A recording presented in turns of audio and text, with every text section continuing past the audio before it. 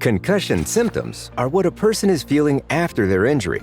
You can't necessarily see the symptoms they feel.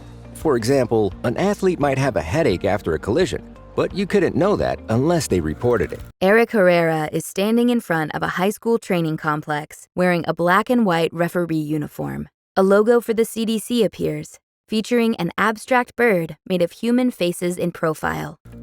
Some symptoms may show up right away, but others might take longer to appear. Examples of concussion symptoms an athlete might feel and report include having a headache. A girl in a wheelchair brings her hand to her head.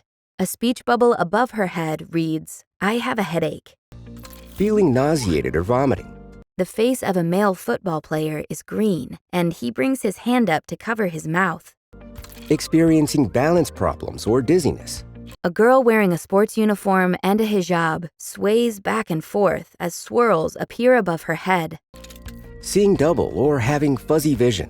A girl wearing a softball helmet splits into 3 images and goes in and out of focus.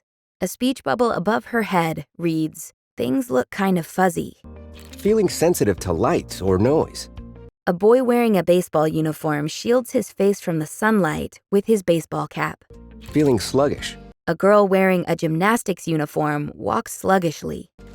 Feeling mentally foggy. A boy in a wrestling uniform shakes his head back and forth. A speech bubble appears above his head that reads, "I feel foggy." Having difficulty concentrating or remembering plays. 2 girls hold up lacrosse sticks. One girl sways and lowers her lacrosse stick. Being confused about what play it is or what part of the game it is. A boy wearing a hockey mask rocks side to side. The speech bubble above his head reads, "What period is it?" Sometimes an athlete's physical reactions to concussion symptoms can be seen in their whole body, like when a person puts their head between their knees because they are dizzy or feeling nauseated.